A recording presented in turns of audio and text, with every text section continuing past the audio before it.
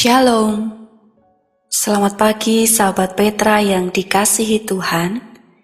Kiranya di awal pagi ini, kita senantiasa beroleh kekuatan serta semangat untuk mengasihi orang lain. Mari kita bersama-sama membuka hari dengan sapaan sabda Tuhan.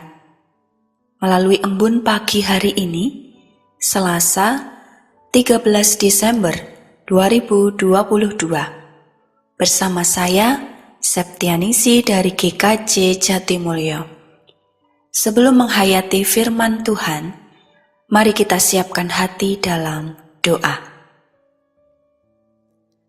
Bapa yang Maha Kasih, pagi hari ini kami bersyukur atas berkat-Mu yang kami rasakan, penyertaan-Mu yang senantiasa menguatkan. Demikian pula kami bersyukur ketika kami boleh diberi waktu untuk beristirahat. Engkau yang telah memberikan perlindungan dan kedamaian dalam istirahat kami semalam, sehingga kami diberkati dengan kekuatan untuk menikmati hari baru pemberian-Mu. Sebelum memulai beraktivitas, kami akan dengarkan sabda-Mu. Kami memohon kiranya tuntunan Roh Kudus memampukan kami dalam kami mendengar dan juga menghayati firman-Mu, sehingga kami juga dimampukan untuk melakukan kehendak-Mu dalam kehidupan kami sehari-hari. Dalam nama Tuhan Yesus Kristus, kami berdoa dan mengucap syukur. Amin. Sahabat Petra yang dikasihi Tuhan, tema renungan embun pagi hari ini adalah lahir dari seorang perawan. Berdasar dari nats bacaan Injil Lukas pasal 1 ayat 35. Injil Lukas pasal 1 ayat 35 yang demikian. Jawab malaikat itu kepadanya, Roh Kudus akan turun atasmu, dan kuasa Allah yang Maha Tinggi akan menaungi engkau. Sebab itu anak yang akan kau lahirkan itu akan disebut kudus, anak Allah. Demikianlah firman Tuhan. Yang berbahagia ialah setiap orang yang mendengarkan firman Tuhan dan yang mau melakukannya dalam kehidupan sehari-hari. Maranatha. Amin. Sahabat Petra yang dikasihi Tuhan, secara medis, kelahiran itu merupakan suatu rangkaian peristiwa yang diawali dari proses pembuahan. Menurut Kamus Besar Bahasa Indonesia, pembuahan itu sendiri merupakan bercampurnya inti sel jantan dan inti sel betina, atau perpaduan sepasang sel kelamin jantan dan betina, dan menjadi permulaan dari perkembangan suatu embrio. Embrio dari hasil pembuahan itu akan mengalami perkembangan hingga menjadi bayi yang siap untuk lahir. Lahir dari seorang perawan. Ungkapan ini mengisyaratkan hal yang tak lazim. Namun hal itu terjadi dalam peristiwa kelahiran Yesus Kristus. Diawali dengan perjumpaan Maria dengan malaikat Gabriel. Malaikat itu masuk ke rumah Maria dan menyampaikan, "Salam, hai engkau yang dikaruniai, Tuhan menyertai engkau." Maria terkejut dan bertanya dalam hatinya tentang arti salam itu. Rupanya malaikat Gabriel membawa berita sukacita dari surga bahwa Maria akan mengandung dan melahirkan seorang anak laki-laki yang dinamai Yesus. Ia akan menjadi besar dan akan disebut Anak Allah yang Maha Tinggi. Dan Tuhan Allah akan mengaruniakan kepadanya tahta Daud, bapa leluhurnya, dan ia akan menjadi raja atas kaum keturunan Yakub sampai selama-lamanya, dan kerajaannya tidak akan berkesudahan. Menurut logika manusia, hal itu mustahil. Sehingga kemudian Maria memberikan respon dan pernyataan seperti di ayat 34. Kata Maria kepada malaikat itu, "Bagaimana hal itu mungkin terjadi? Karena aku belum bersuami." Kondisi Maria masih perawan dan belum bersuami, meskipun ia sudah bertunangan dengan Yusuf dari keluarga Daud. Namun di balik nalar manusia yang melihat hal itu sebagai suatu kemustahilan, ada karya Allah yang dinyatakan. Maria adalah perempuan terpilih yang menjadi perantara lahirnya Sang Mesias. Ia mengandung dari Roh Kudus dan melahirkan Sang Mesias, Raja alam semesta. Proses kehamilan Maria seperti dinyatakan oleh malaikat, yakni Roh Kudus akan turun atasnya, dan kuasa Allah yang Maha Tinggi akan menaunginya. Sebab itu anak yang akan dilahirkan itu akan disebut kudus, anak Allah.